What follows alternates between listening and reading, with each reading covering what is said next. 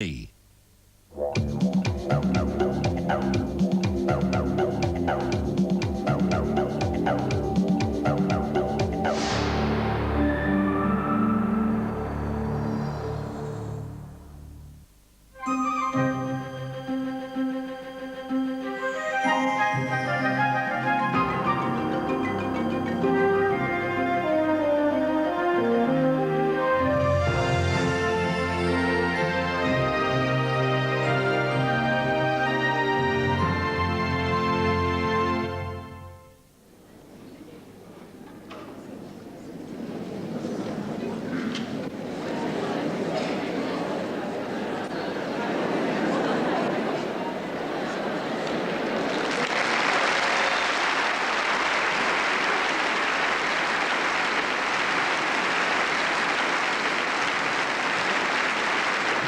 This is Happy Hammond's original 1956 test pattern jacket.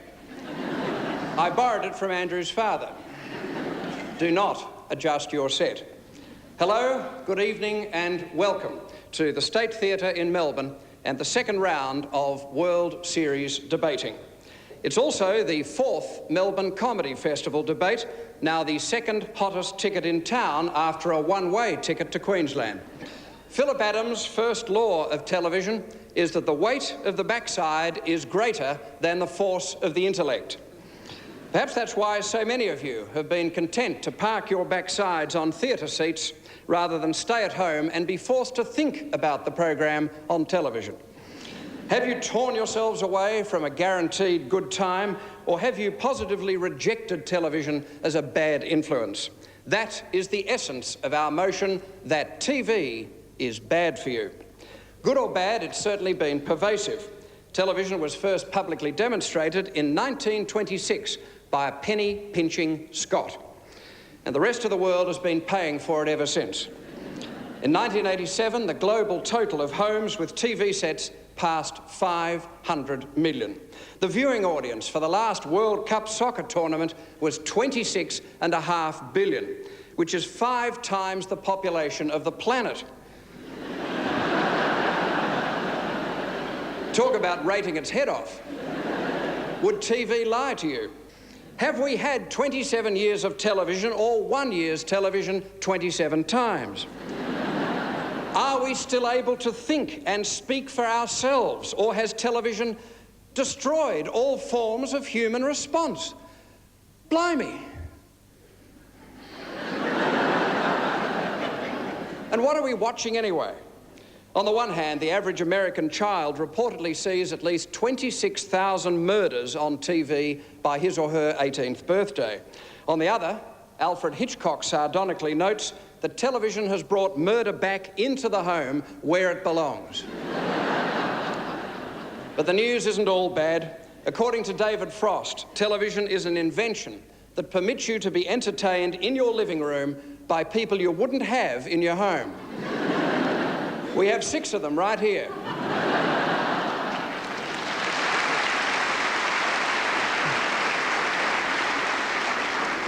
Drawn together by Noel Coward's conviction that television is not something you watch, but something you appear on. TV critic turned star Clive James advises that all you have to do on television is be yourself, provided that is that you have a self to be. After 5 years of mucking around on the medium, this man has no idea. But whoever he is full of wonderful ideas. So how come he's on television?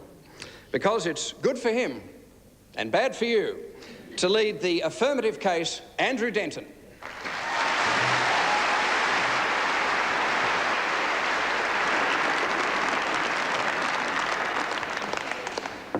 Thanks for joining us.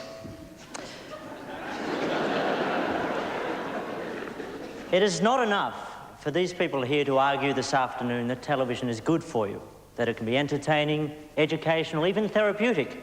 What these people have to prove to you this afternoon is that television is not bad for you, that it has no detrimental side effects on you or your life whatsoever. And unfortunately for them, this is impossible. Think about it. Anything that threatens to bring Steve Vizard into your home 5 nights a week cannot be good for you.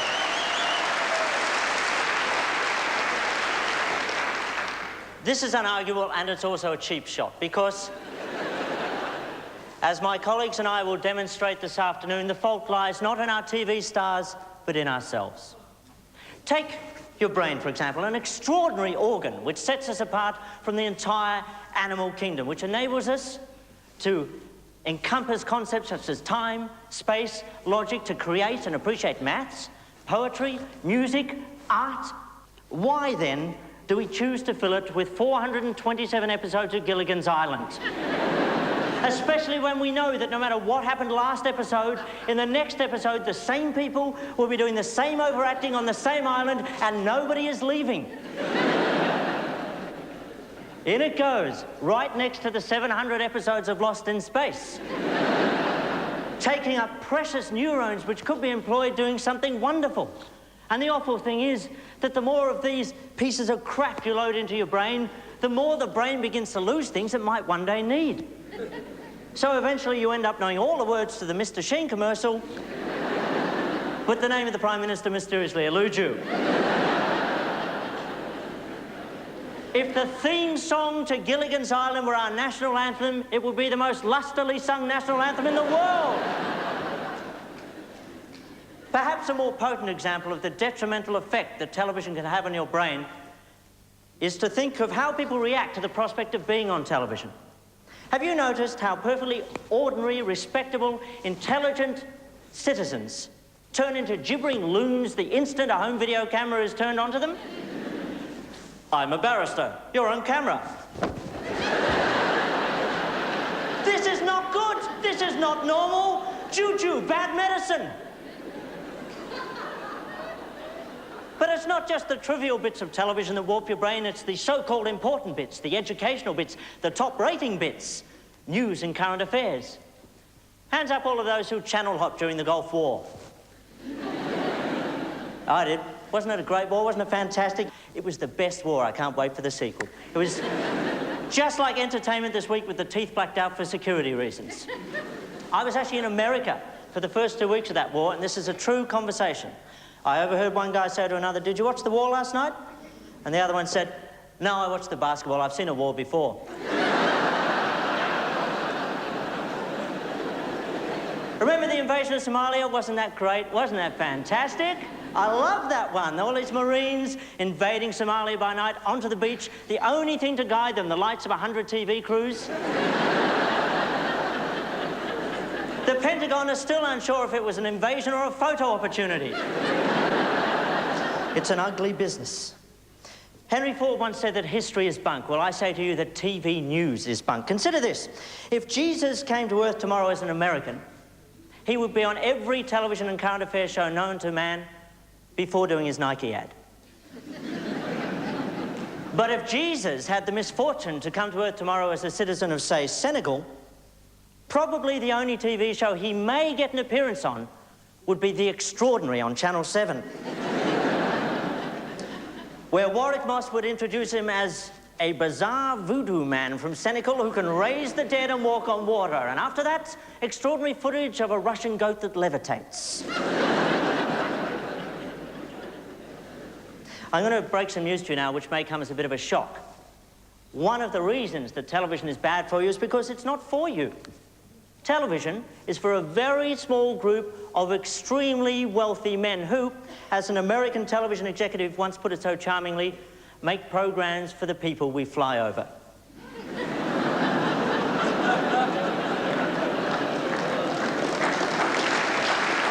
Oh, I'm sorry, is that a generalization? Pardon me. Hands up all those who own a TV network. No? Anybody on a TV station here today? Oh, well, there goes the airways are a public resource theory. You must... No, Campbell. Down. Very bad. And you can't fight this system. You cannot destroy your TV. You do so at your peril. Keith Moon used to throw them out of TV windows. Elvis Presley used to shoot them. They both died horrible deaths. Coincidence? Find out after the story about the levitating goat. But there is one more thing about television which is even worse than these. More pathetic. No, not telethons. It's this. You invite this evil little piece of furniture into your house. You let it play with your kids. You welcome it. You get it to tell you what's going on in the world. You begin to look forward to being with it. You spend more time with it than most members of your family. You love your TV set. And the pathetic thing is, it would never have someone like you on it. You would never be on your own TV set because you're too dull. You're too much like everybody else. And why is that?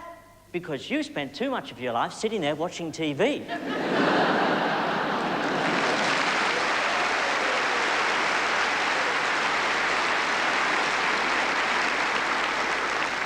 You are awash in a sea of soap operas, drowning with somebody else's perfectly formed life flashing before your eyes. Escaping to reality television, hoping to avoid your own. Lapping up lifestyle programs while forgetting to have your own lifestyle. If I may paraphrase John Lennon from his song Working Class Hero.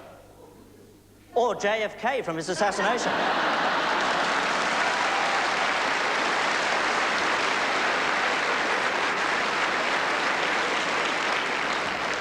Campbell, if you want me to get off, you can just ring the bell again, all right?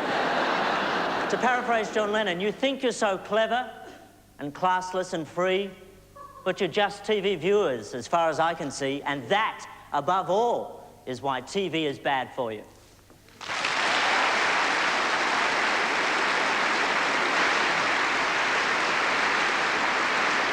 The great American broadcaster Fred Friendly pointed out that television can make so much money doing its worst, it cannot afford to do its best. But well done anyway, Andrew. And better luck next time. Jonathan Biggins first appeared on TV in 1985 in The Lancaster Miller Affair. 2 years later, he capped off a decade in the theatre by failing to appear, as did the rest of the cast, in History of Australia, the musical. After this scarring experience, he had nowhere to go but straight back to TV. Rafferty's Rules, The Money or the Gun, Bangkok Hilton, The Investigators. You name it, his agent has offered Jonathan's services for nothing. Just for that closing credit. It's no wonder he's now back on stage in the long-running hit 3 Men and a Baby Grand. But as TV made him not only too big for his boots, but too bad for them as well, no sir. To open the case for the negative, Jonathan Biggins.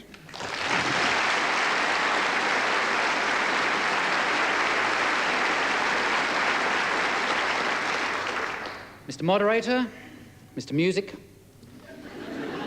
ladies, gentlemen, and an estimated potential worldwide viewing audience of 2.78 billion people, welcome to Melbourne, the comedy capital of Victoria.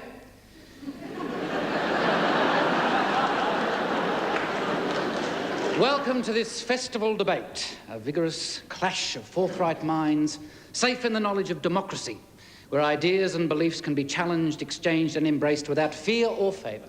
And how marvellous to be able to share it with you all through the wonderful medium of television.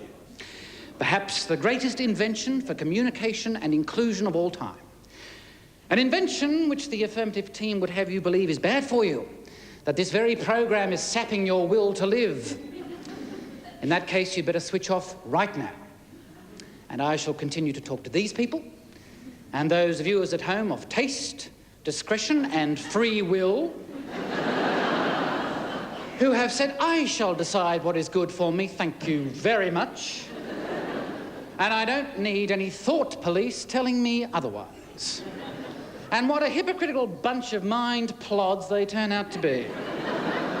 Has television been bad for them? Andrew Denton.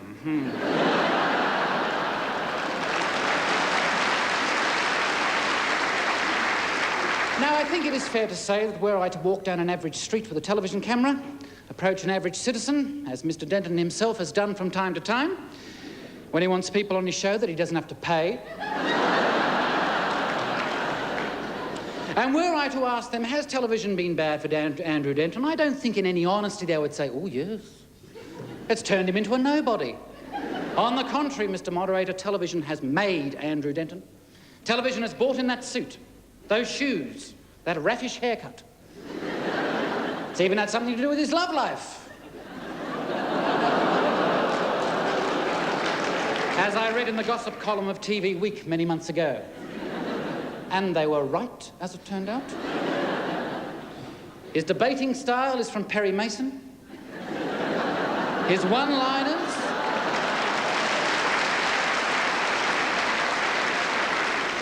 His one-liners from early Golden Girls. And his waistcoats from old episodes of Bluey. Featuring the, to my mind, largely overlooked Lucky Grills. His very demeanour is imbued with the magic of television. He wears a radio mic so he can wander around in an unsettling and startling way. He doesn't remember all that guff. He's got miniature autocues focused on the lenses of his spectacles.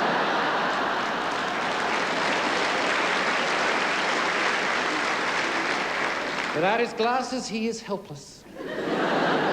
Ah, yes, ah, yes. Television's been very good for Andrew Denton. I mean, if it wasn't for television, would he sit on a bus and have people looking at him saying, gee, I wonder where I've never seen that face before? Of course, that happens to Alan Saunders all the time. Alan works for Radio National. Yes, I had to look it up as well. There's probably more people in this theatre than listen to it, so of course Alan leapt at the chance to get his bonce on the telly. And Judith Lucy, I don't think she waits at home for her agent to ring and say, look, I've got you this marvellous gig on a community FM station. They want you to do some right-on jokes about empowering minorities. No money, no one listens, but I think it's the right career move. Television is a vital industry with the ability to reach, educate, amuse, enthrall and move millions. Full of challenges and excitement where the person of little or no talent can rise to host their own Tonight Show.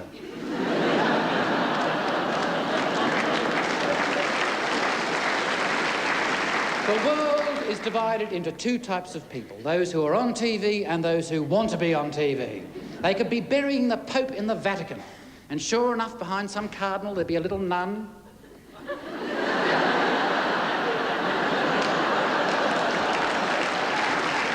Anyway, I think it was Pope Boniface III who said, nothing much on the telly tonight.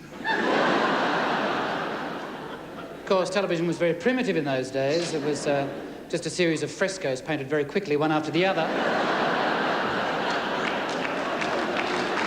And Boniface was never a big fan of allegorical tableau anyway. So he went off and did something else. And this is the marvellous thing about television. Nobody's sitting there making you watch it. It does have an on-off switch. And I'm sure even the affirmative team, once they've eventually nutted out the on part, will be able to work out how to turn the bloody thing off. But they seem to want to deny the individual's right to choose what they watch and, moreover, what they think is good for them. Mr. Denton might think Gilligan's Island is a limp, worn-out, one-idea sitcom. He may think that Tonight Live is a limp, worn-out, one-idea variety show, but who can deny it has brought entertainment and enjoyment to countless hundreds of people? I mean, haven't they thrilled at Logie Night as that vast galaxy of stars unfolds in all its splendour? Didn't their nerves tingle when an overseas star, yes, someone from overseas, came out to recognise and honour our achievements? Oh, sure, Andrew might have had the odd bilious attack as he waited to see who's won the Silver Logie for Best Presenter Male in a Late-Night Show using sport as a comic metaphor category.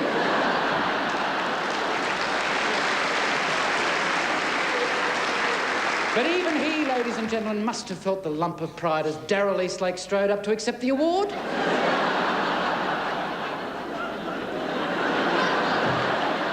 Now, I'm the first to admit television does have its black spots. Television does have its weaknesses. If an oleander is poisonous, you don't rip out every tree in the garden and put concrete over it. Unless you're from certain Mediterranean regions, perhaps. And anyway, the television industry has recognised this, ladies and gentlemen. They have regulatory watchdogs to ensure that these things don't happen too often. ABC, of course, a leader in the field, has Backchat, Media Watch, and for the more cerebral, TV. So I'd like to finish on a personal endorsement for television. Television has been very good to me and for me, both as a viewer and as a participant. I've made the odd commercial. Sorry. And often people in the street will come up to me and say, "Hey, hang on, guys, you were in that commercial, right?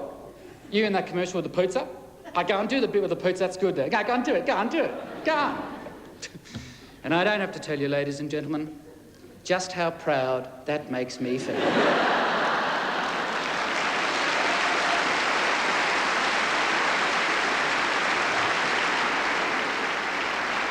That media colossus, Orson Welles, confessed, "I hate television.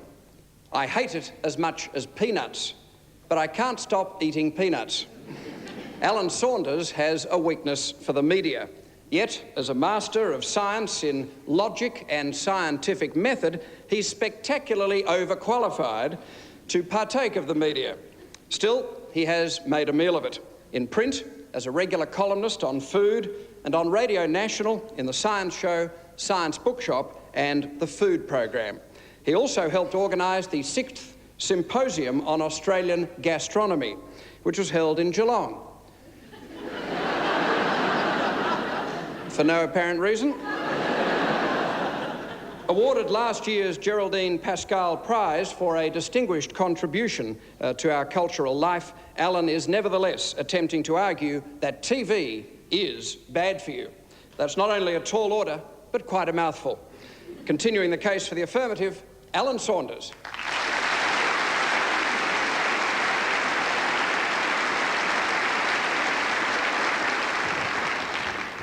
Mr. Moderator, ladies and gentlemen, and I'd particularly like to address myself to my Radio National audience. Thank you for tuning in. I'll be home at the usual time. The proposition that I have to put to you today is a very simple one. TV is bad for you because TV is you and you are TV. TV is the rogue cell in your psyches, doubling itself, doubling and doubling, multiplying beyond reason, and it's bad for you, and I know it's bad for you because, by God, it's been bad for me. I'll tell you about my case. I was born after I Love Lucy, but before my 3 sons. And from my earliest years, from my very cradle, my thoughts, my ideals, my aspirations were governed by what I saw on the box. What I saw most of all was America. That essentially 50s America that continued to be exported well into the 60s. It was a magical land where no one was unhappy. No one was too intelligent, at least not intelligent enough to be unhappy. No one was gay. No one was communist, except the gays, possibly. And that didn't matter because no one was gay, though we did occasionally wonder about that nice Dr. Smith who spent so much time with Will Robinson on Lost in Space. But he probably wasn't gay, he was just English. Now, I didn't know that these people, my heroes, my surrogate families, were in real life probably unhappy, or communist, or alcoholic, or had sex lives that involved a dazzling and ever-changing array of partners, substances, positions, sub-aqua equipment, and small, furry animals. All I knew of them was the fantasy world they lived in on the box. And as a result, I was unhappy. And as a result, to this very day, deep in the recesses of my essentially urban being, there lurks an irrepressible, unsatisfiable longing for American suburbia, an American suburbia that never existed. The picket fence, the wide lawn, the dog, the uncle from Mars, the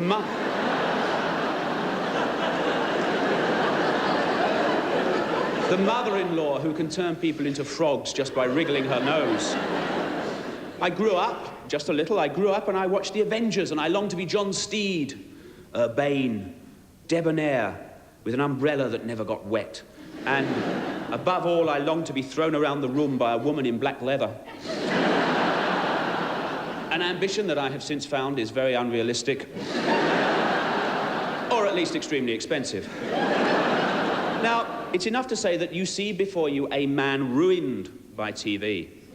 But no more ruined, let me say, than any one of you, ladies and gentlemen. You too have been formed by TV, and you too have been broken by it. It has made you, it has made us, into the trivial people that we really are. and now it reflects that image back to us by offering us nothing but trivialities. It would show you scenes of human degradation and despair so horrible that the only other proper place for them would be in an ad for the United Colours of Benetton.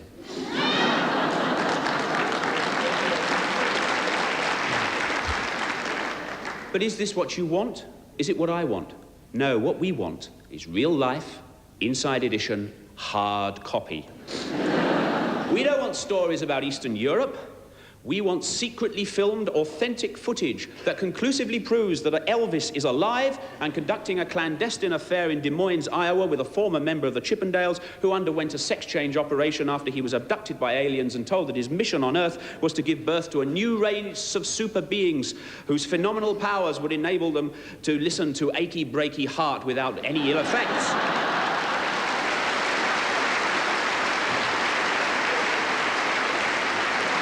That's what I want in a current affairs programme, and that's what you want too. And there is no resisting it. I used to try to resist it. Do you remember a show called Perfect Match, sometimes called Blind Date? Hosted by Greg Evans, a man made for that job, and for no other. Now, I used to sit down to watch Perfect Match, and I used to tell myself, I'm going to do this in a detached, cynical, postmodern way. A Radio National way. I'm going to deconstruct the discourse. I'm going to subject it to a feminist, structuralist, semiological critique.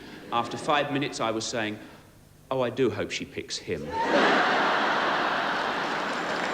There is no resisting it. What about food? TV has warped your expectations even about something as elemental and basic as food.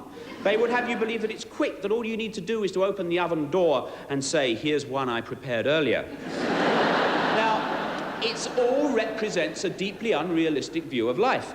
I mean, how many men must there be? How many men here in this audience who've been in the situation where you're alone with a loved one and alcohol and nerves have taken their inevitable effect, and in that first crucial moment of mutual nakedness, you see a look of disappointment passing over the face of your beloved? Now, in this difficult, this shaming, drooping pre-coital situation, how many men would like to be able to say, don't worry, here's one I prepared earlier?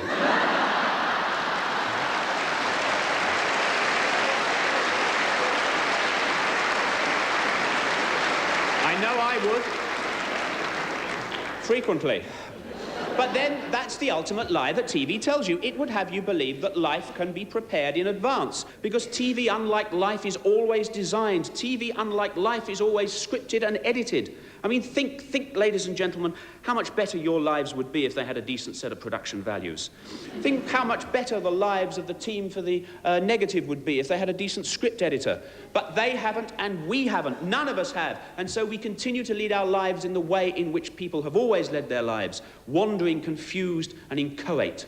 And that, finally, is why TV is bad for you, because it makes you vainly believe that things can be otherwise, that life can have shape, dramatic texture, that it will have rhythm, momentum, that it will lead to a final glorious moment of reconciliation before the credits roll. A climax, a catharsis, a punchline. Well, it won't.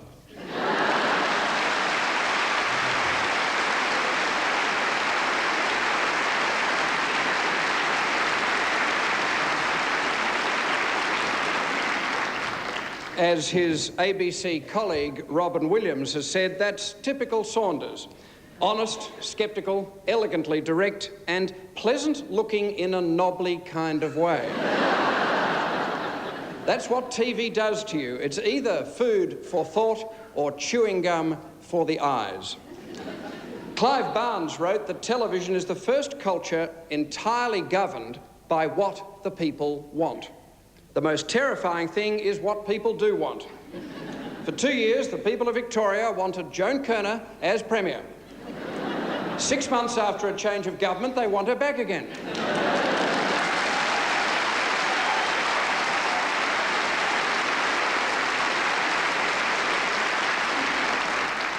Well, almost.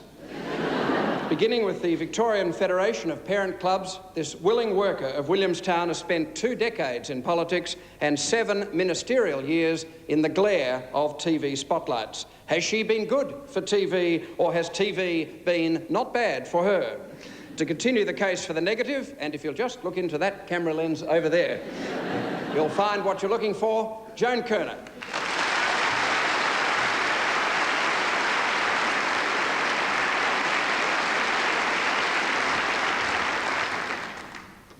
Mr. Moderator, friends, the questions I will put to you today are in the best tradition of politics, simple ones. There will be others on the panel, amongst our opponents, who will try to confuse you with multiple definitions and complicated arguments. But I will fulfil, as usual, the politician's creed. Keep it simple, darling. Therefore, I ask you the first question.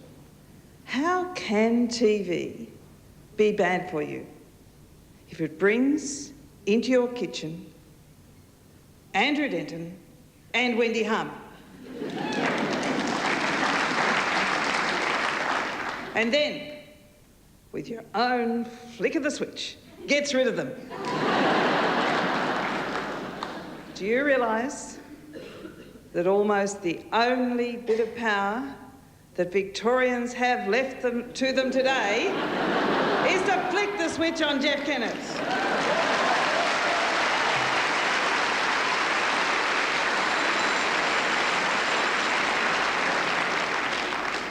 But I'm a modest person. And so I would say, and humbly admit, that TV has not been bad for me. Picture my visit, as you can if you're watching TV, picture my visit to the Victoria Market. A regular occurrence, clad in live and sweaty tracksuit and glasses and sports bra and sneakers. And I go up to my favourite pasta shop, partly because it sells good pasta, and partly because it's got a big sign up. Pasta is good for sex. You've got to clutch onto everything when you're a politician. And I go to the pasta shop and it creates a real buzz of excitement. And the Italian ladies standing behind the counter, I hear them talking, and finally one comes up to serve me and she says, at the top of her voice, "Excuse me, are you Joan Kirner? The one we see all the time on TV?" And I murmur very quietly, "Yes." And she said, "Oh, this is so marvellous," she said. "We are so pleased to see you. We love you. You look so much better alive." And I didn't have Andrew's wit. I didn't have the wit to say, "Yes, and that's the first difference between me and Jeff Kennett." Now, Paul Keating, if he was being truthful,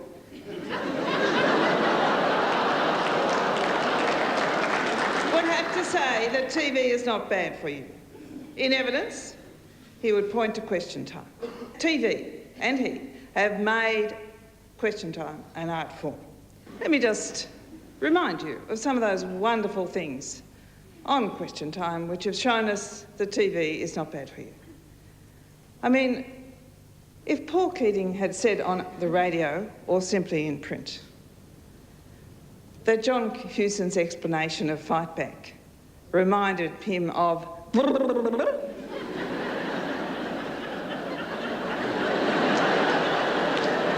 had you got that on radio or in print?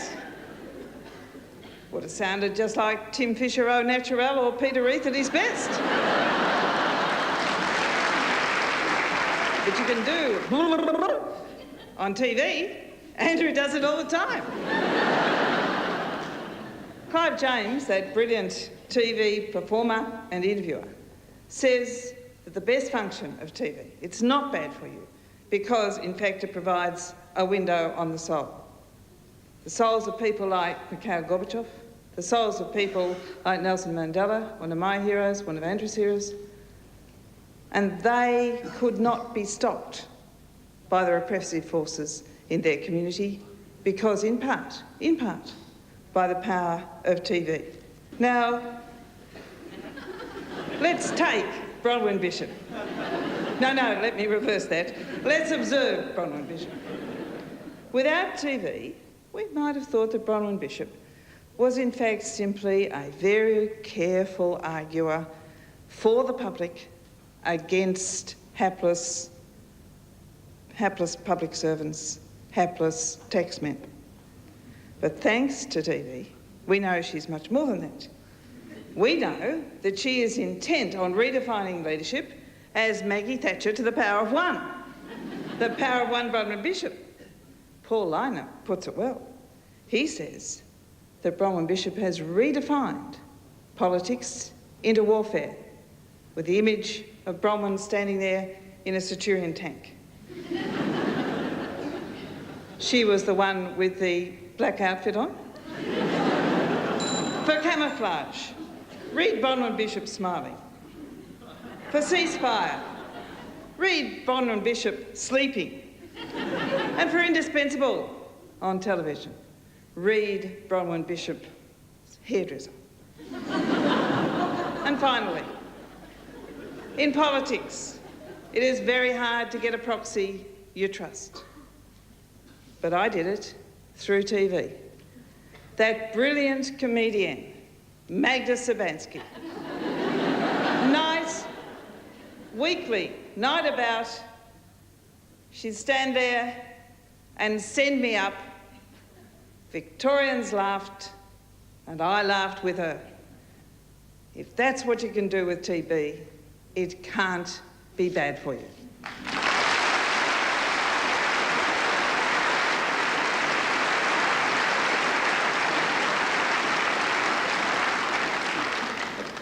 T.S. Eliot wistfully defined television as a medium which permits people to listen to the same joke at the same time and yet remain lonesome.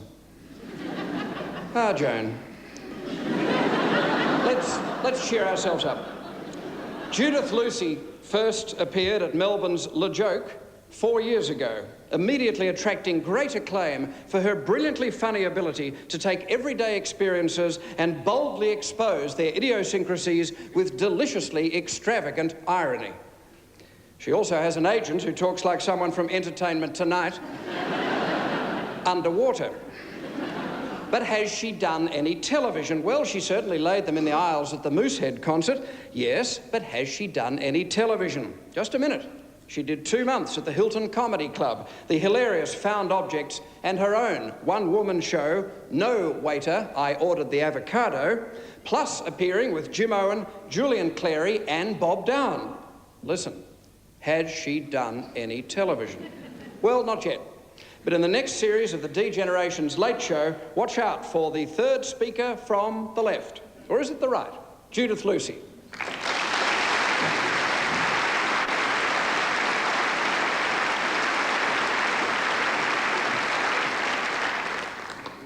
Well, ladies and gentlemen, and Mr. Monitor, I'm just going to call you Mr. Sexy.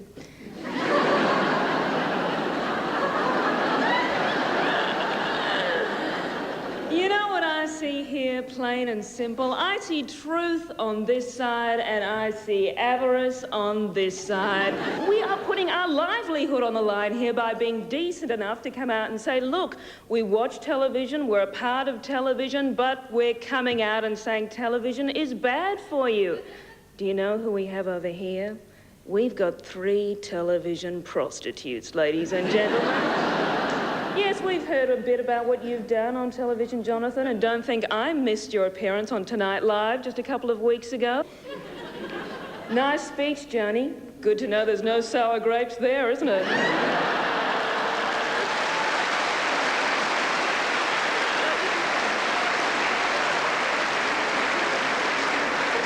I mean, let's face it, now that the political career's gone down the old gurgler, Joan's probably, angling for a sitcom. She was pretty hilarious as Premier.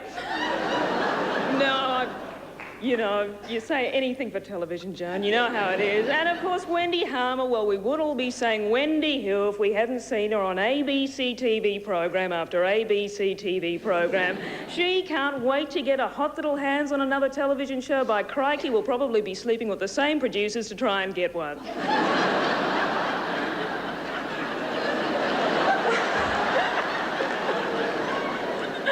But look, I'm going to stand before you now and say I love television, and not that I want to rub anybody's face in it, but I am the youngest person here today. And I actually don't have a memory of life without television. And like Alan, I was affected by it, ladies and gentlemen. I had some pretty strange ideas as a kid. Good God, by the time I was 6, I had an American accent.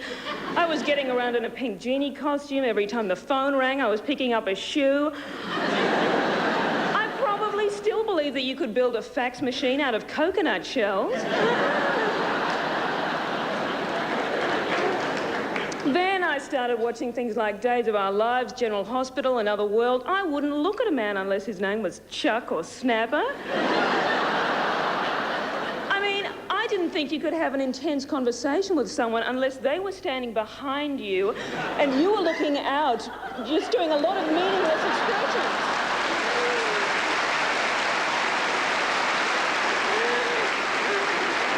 But of course, when I really learned about sex was when I started watching shows like Benny Hill, Do Ronnies, Are You Being Served, and Dick Emery.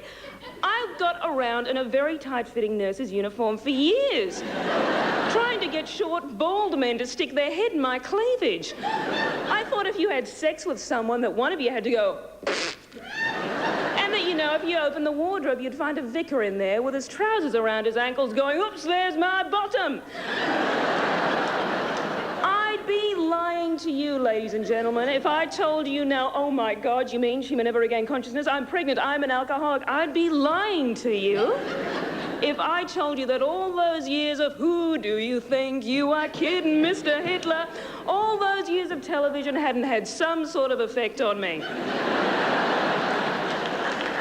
Of course they have. We are all a product of our conditioning, ladies and gentlemen, and television is one of the most popular mediums that there is around. But look, I'm being picky. Of course I'm being picky, because television has been so good to women, hasn't it? By crikey. Honestly, don't you love those darlings we see in the middle of the day that come on? They've been involved in some weight loss program and they've lost a couple of stone and most of their personality. I can wear anything I like, and I can wear sexy lingerie for my husband. I mean, hell, if she plays her cards right, she might end up with those other magnificent female role models. 00 double thigh. I'm waiting for your call. They've said yes to their sexuality, haven't they? And what about the lovely ladies of the game show? Hell, what's humiliating about making a living out of going... pretending you like John Burgess? Isn't he just one of the bevy of really attractive men that we've got on television? He's right up there with Ernie Sigley and Clive Robertson, isn't he? Do you think if a woman looked like that, she'd get on your television screen?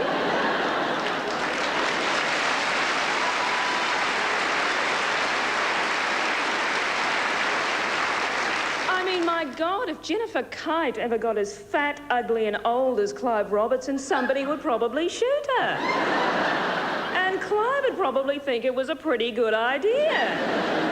Let's just look at that magnificent, wacky secretary character we've got. Betty is now so stupid she has actually become surreal. I watched Hey Dad last week, and every time someone said the word optometrist, Betty thought they'd sneezed, so she said, "Bless you." Optometrist, bless you. Now, I'm sorry, but for me, that's right up there with how many surrealists does it take to change a light bulb? Fish. Why don't they just call the show Hey Dada from now on? Isn't it great to know that statistically, if you're a chick, a puff, a darky, or a slope, you're much more likely to be dead by the end of the program?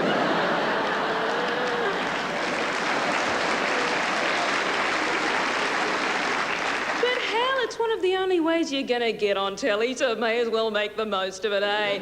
But don't worry either if you're an actor and you're not getting work on any of these programs and you're thinking, oh, how am I going to get myself onto primetime telly? Just act like a complete psychopath and give old Mike Willesee a call.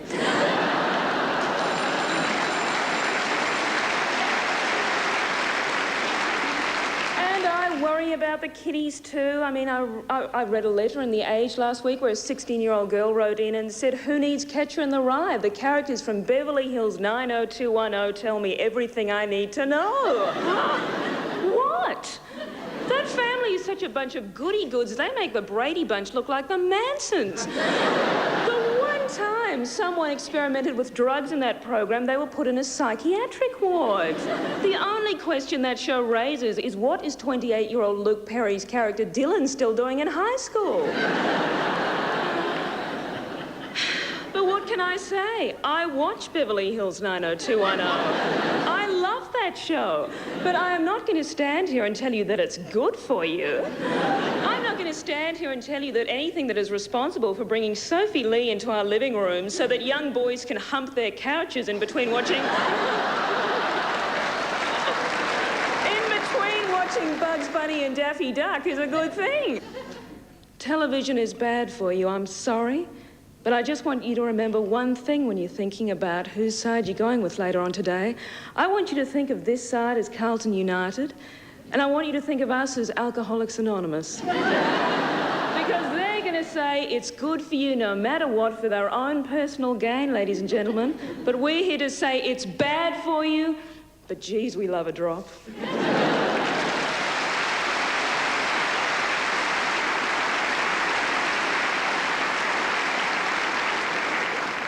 I have a confession to make. My real name is Chuck. And Judith and I are getting married later this evening. Decades ago, Bob Hope quipped, "It's amazing how many people you see on TV. I did my first television show last month, and the next day, 5 million television sets were sold.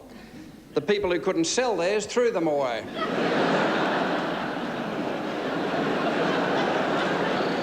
Concluding the negative case, Wendy Harmer is not a collection of throwaway lines. She's, in fact, a throwaway line herself. TV is not bad for you, but here's Wendy.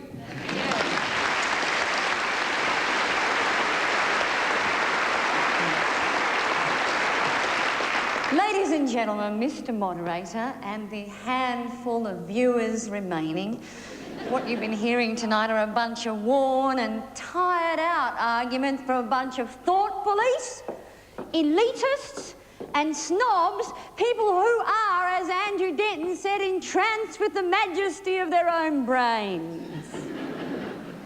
Well, some of us aren't so entranced. You group are a group in intellectual denial.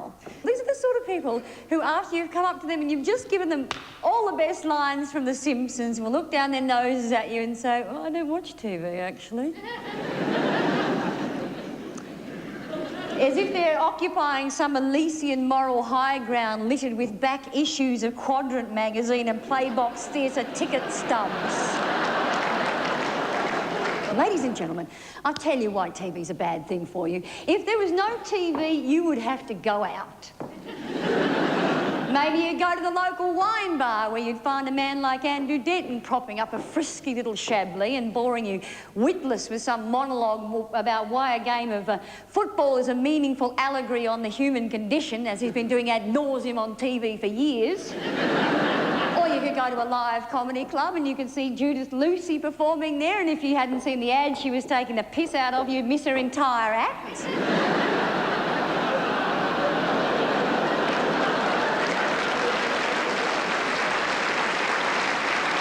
And if you'd stayed home to avoid these reruns, you'd have the option of turning on Radio National, where you'd hear Alan Saunders droning on and on about marginalised persons and playing black whale music and reminding you of why TV was invented in the first place.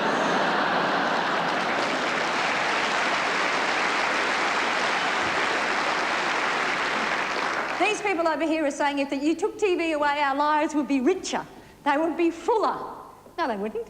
You take away play school and parents themselves would have to be up at 6 in the morning singing the jumping song. You take away the Today Show, you'd have to get your husband to read you the headlines from the morning paper. And odds on he'd end up wearing a teapot rather than a Logie nomination. You take away Hey Hey It's Saturday, and to get that quality of entertainment, ladies and gentlemen, you'd have to go to a local supermarket to see a non-stick fry pan demonstration.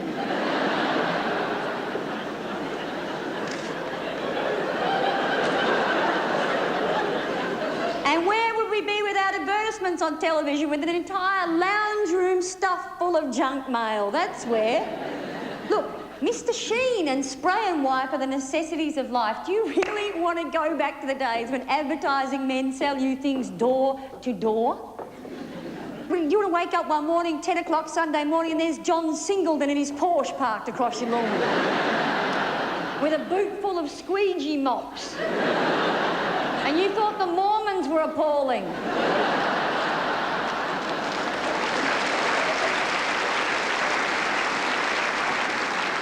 Or envisage this, a world where game show hosts and current affair show hosts roam the streets after dark.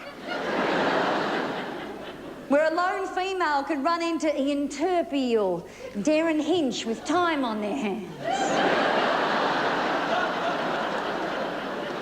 A world where buskers shout, "Oh, what a feeling," from every street corner. Where the cast of GP performs street theatre. TV saves us from this horror, ladies and gentlemen. All right, imagine spending time with your real neighbours.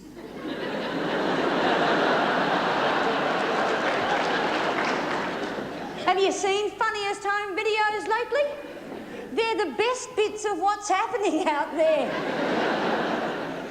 Kids falling off swings, sustaining compound fractures.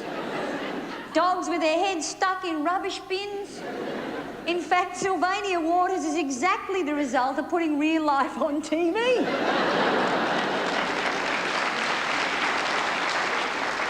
But if you think that's tripe, the folks over here would even take that away from you. They'd rather us return to the colour and movement of the pre-1956 family slide night. I understand that it is really difficult for the more high-minded amongst us to grasp that the world is essentially banal.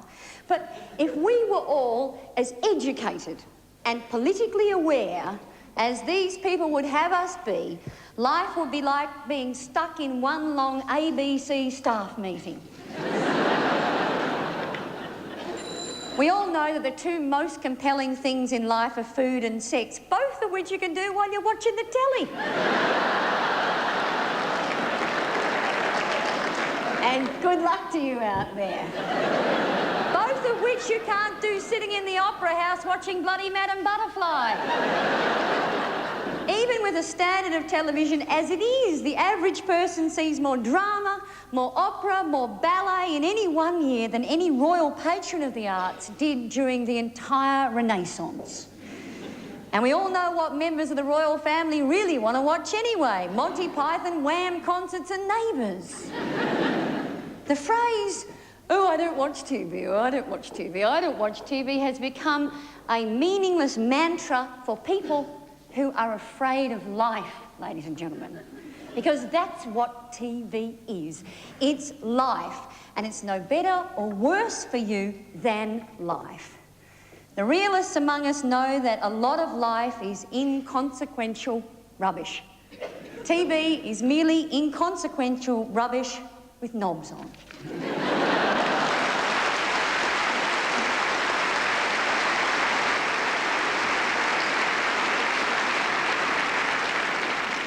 We'll just wait for a moment while those at home finish what they're doing.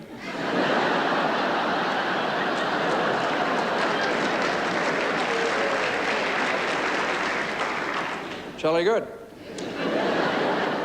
Or jolly bad. And so the program ends and the commercials begin. When asked what he wanted as his epitaph, Johnny Carson said, "I'll be right back." So too, to sum up, will be Andrew Denton in a naked grab for extra screen time for the affirmative, and in a 2-minute grab for the negative, Wendy Harmer. Not the longest. So little said, so much time.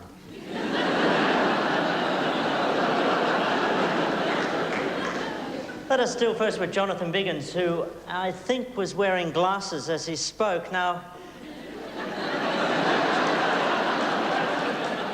Jonathan showed immediately just how bad TV is for you by getting a rare chance to appear on it and proceeding to blow it by diving straight into the gutter and bringing up My Love Life. And I take this opportunity once and for all to deny my love for Jeff McMullen. We're just keen naturists.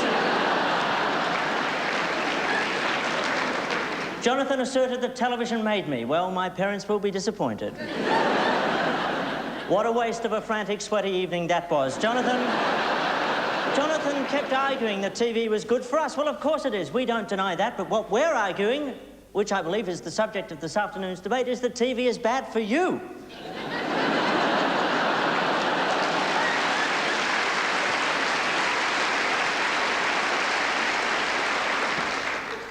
And expectably, he trotted out the tired old cliche that we can always turn the TV off. But do we? When you go home, you're going to watch this debate on TV to see if it really happened, aren't you?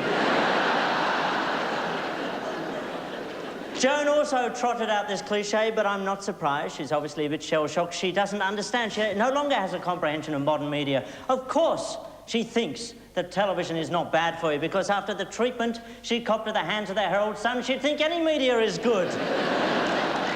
Joan said that television is a window on the soul. Well, maybe, but consider Darren Hinch. More like a window on an arsehole.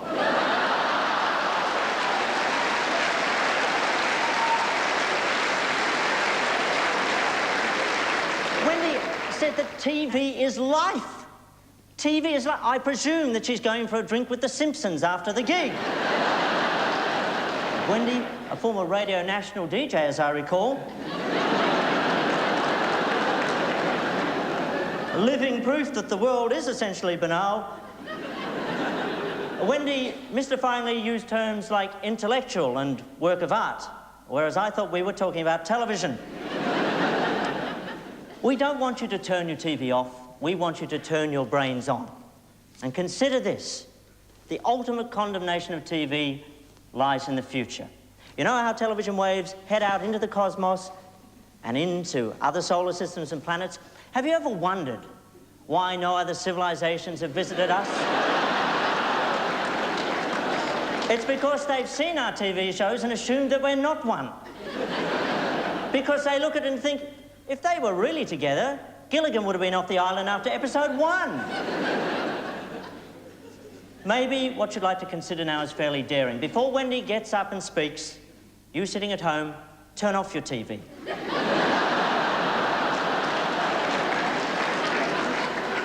Forsake TV reality for virtual reality, your life. Stop watching TV stars. Go outside and look at some real ones. It won't hurt. Go on. Get up. Turn off the evil box in the corner, and for God's sake, get a life.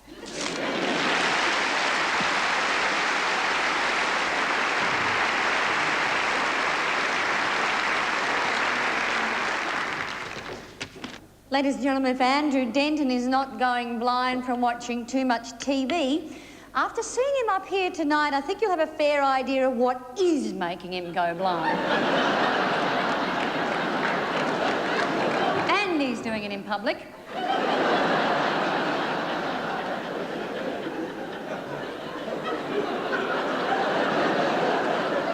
What you're looking at is a bunch of people who call themselves us. TV's not bad for you, Andrew. You set yourself... We're just the common rabble down here, are we? We, on the other hand, believe that TV, as we have said, is one of the great democratising forces. Of course TV's stupid. We weren't expecting to learn anything from TV. There's nothing more stupid than watching TV take itself seriously, like the Logies. One of the most hilarious evenings you'll ever spend. Andrew Denton says that people like you and me don't appear on TV. That's not true. I tell you, with the cast turnover of Neighbours, every one of us is going to end up appearing on TV. And the best thing about it is you won't even have to have any talent. All you'll have to have a talent for is being kidnapped by Muslim extremists at the local milk bar. Alan Saunders says TV is not equal to life. Well, really, tell us something we didn't know, Alan. No work of art is ever equal to life. You ask the judges of the Archibald Prize. These are people who are still dealing with the concept that if the eyes don't follow you around the room, it's not a good picture.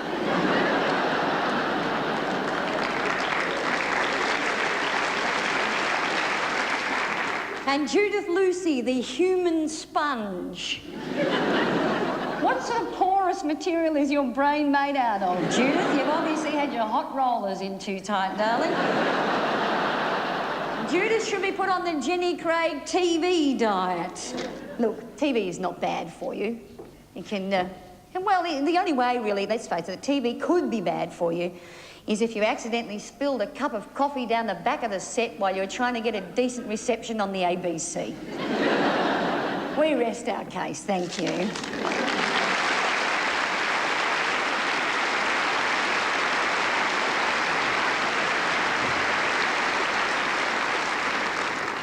Well, you've all watched this 6-part talk show mini-series, but how did it rate? Because the cameras can't bear to look at you all, we're going to take it tonight on the voices. Those in favour of the affirmative argument that TV is bad for you, say after me, I'm mad as hell. Turn it off. I think they got that in stereo. And those in favour of the negative argument that TV is not bad for you, say after me, yes, please, turn it on. Yes, please, turn it on. Oh, that was pathetic. But unlike TV, we're not going to try it again. OK, you win. No more TV.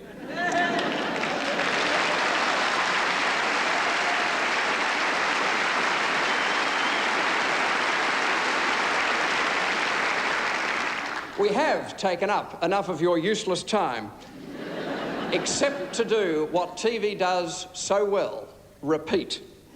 These words were written by Goodman Ace to Groucho Marx. We call TV a medium because nothing's well done.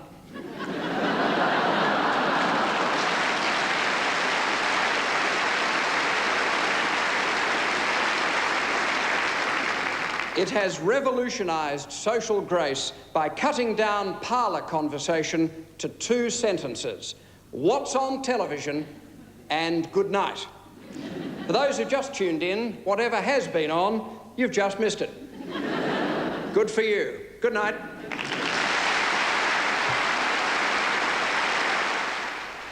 Next Monday, HG and Roy bring their inimitable commentating style to ABC television in a new show that has one camera, the occasional guest and lots of issues. Don't miss This Sporting Life, Monday night at 9:30. Coming up shortly, Attitude.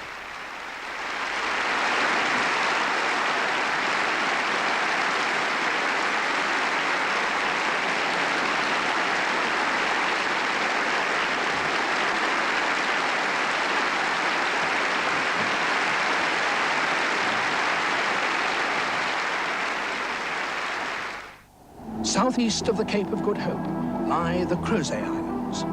It's one of the most lonely and inhospitable places in all the world. Every spring, particular groups of killers arrive here in anticipation of a great feast. Sir David Attenborough presents an extraordinary special. It's a game of life and death that takes you into the incredible world of killer whales. The television premiere of Wolves of the Sea, 8:30 next Wednesday, ABC. 10 complaints, 10 arrests. How can you justify that? Phoenix. Our crooks just don't like being caught, sir. The squad's under surveillance. Looks to me like they've got him pinned as a scapegoat. Drug running, murder, drug running. I'd know if he was fencing. They're planning another raid. We stuffed this up, we're both out of a job. We've lost an undercover. 8:30 Thursday, Phoenix. You blokes aren't only the fire department, you're the arsonists as well. Tonight on Lateline, who will grow the wheat for your bread or produce the meat on your plate? Will the family farm be the first casualty of freeing up international trade? It's a debate in America that's now come to Australia. Join me 10:30 tonight.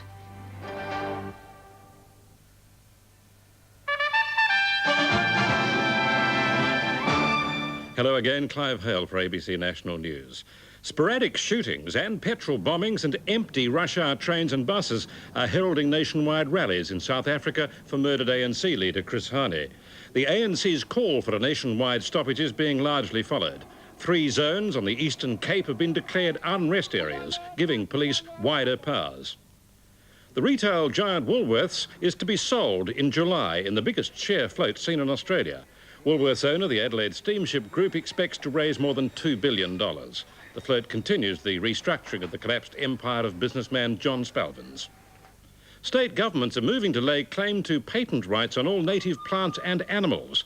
The move would give them control over the genetic codes of native species and a financial return if they're used by the world's pharmaceutical giants. Late edition right after Attitude.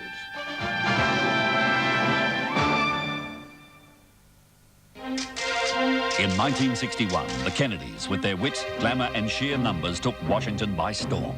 But the Kennedy team found it hard to live up to their campaign rhetoric. Their attempt to overthrow Fidel Castro failed and brought the presidency to the brink of disaster. Despite his private life, Jack Kennedy started to achieve the goals he set for himself. Just 1,000 days after his inauguration, he was gunned down in Texas. The Kennedys, 9:30 Thursday.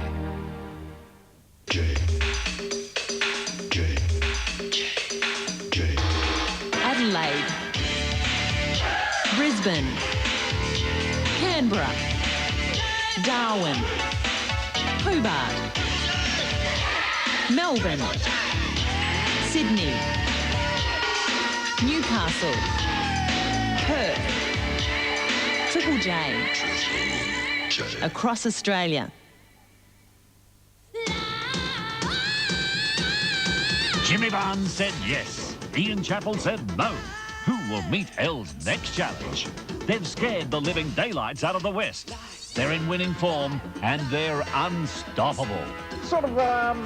Live and sweaty, 10:30 Friday, ABC.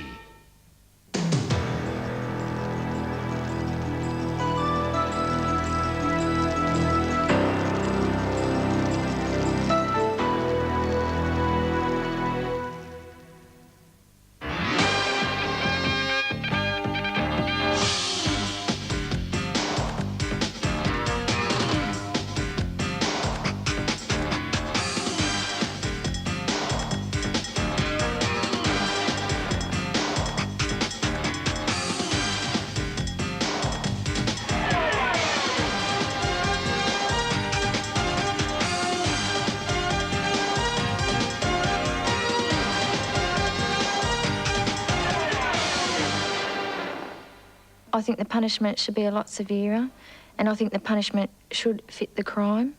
There's far too much emphasis on punishment. For young offenders, they should be spared the rod initially. Keep them out of the violent prison system for as long as possible. I was only 17, and for a few minor things I got 12 months for, you know, and I was only 17. I could have got a community-based order or a bond or something like that. And they sent me to Tirana. I suppose I sort of copped my right whack, as they say, because I did do something stupid, so I sort of copped my sentence, so to speak. As they say, if you can't do the time, don't do the crime, so to speak. Tonight on Attitude, the punishment to fit the crime. In Australia, there's a serious debate on how to establish the best way to deal with juvenile offenders. Lock them up or keep them out of jail until they grow out of their delinquency. Those are the extremes of the possibilities. Tonight, Attitude looks at the problems posed by the 16 different justice systems already in operation. And we'll visit New Zealand to see the model currently inspiring our lawmakers. But first, Caitlin Shea goes to jail, to Parklea Prison in New South Wales, to meet those for whom the juvenile justice system was a failure.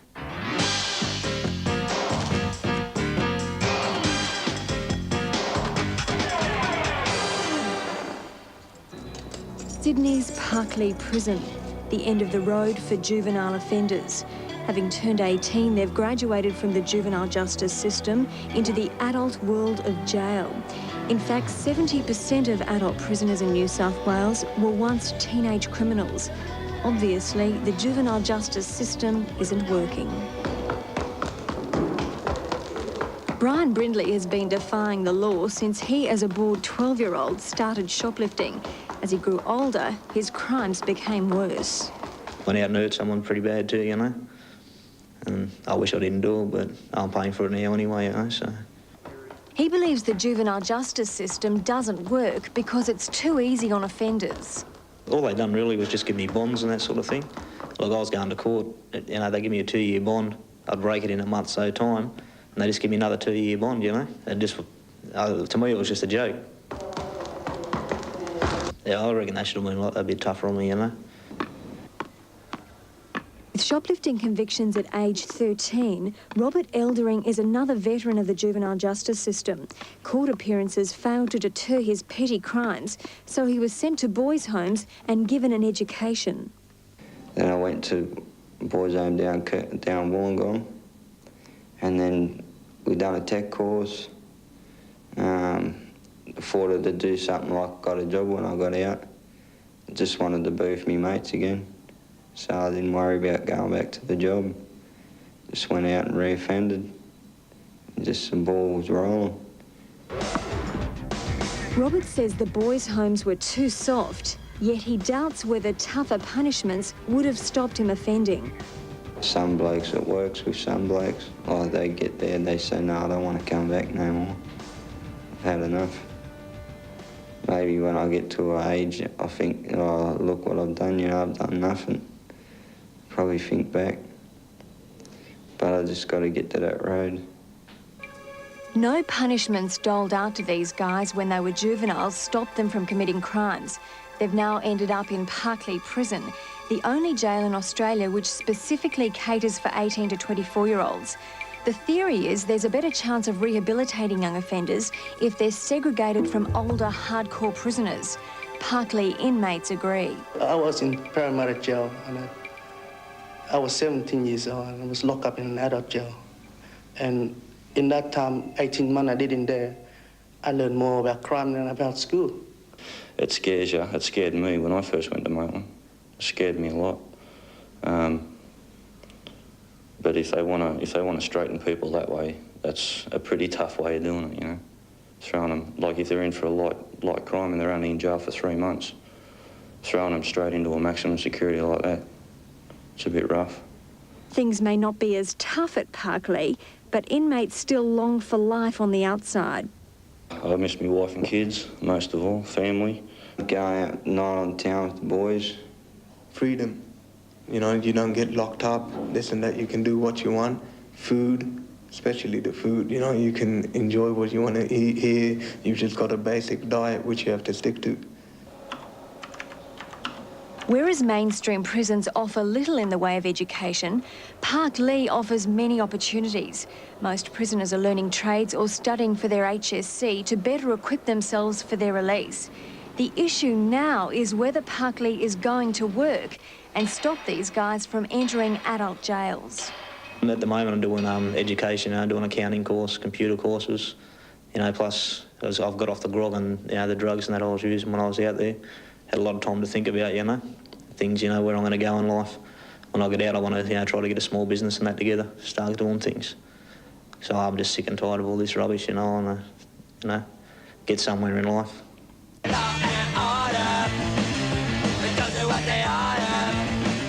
No chance. I can say now that there's no chance of me reoffending. And 2 months after I came to jail, I said it then too, you know. And just before I get out, I'll say I'll never reoffend again. Because I've got more important things to do with my life than come here, for sure. If I got something out there to look forward to, then I'll stop. If I got nothing, well, I got nothing to stay out there for. When you come down to it, it's up to the person on its own, you know. Either if he wants to benefit out of the program, he'll do so. But if he doesn't, there's no way you're going to, you know, stop him from reoffending. Another feature of Parklea is the role of older prisoners. These men are chosen to act as father figures to the inmates, a buffer between the blues and the greens. Peter Hunter, a former company director, is now in jail for robbery. He's seen a lot of kids pass through the system and is angry. You haven't got a justice system in this country, we have a legal system. We have a rotating or revolving door syndrome where these young guys commit a crime, come to jail, and they're out and they're back again because society itself doesn't treat the cause of why they're here. They treat the effect of why they're here. So it's a society's problem, it's not a legal problem. So aren't the politicians and the people that run our legal system, not our justice system. Until they realise and address the problem, this syndrome is just going to get bigger and bigger.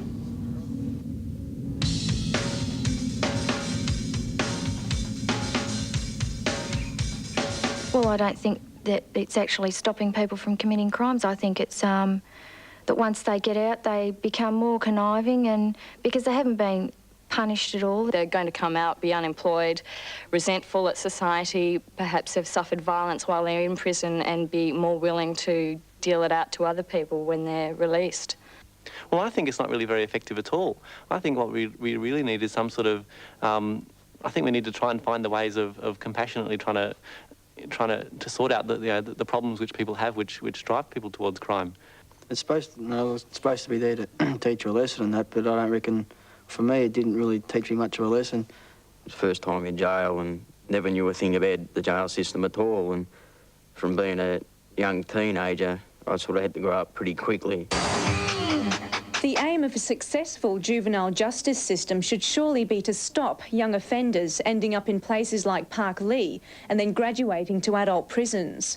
But as David Hannam found, one of the major challenges we have is to reintegrate offenders back into society.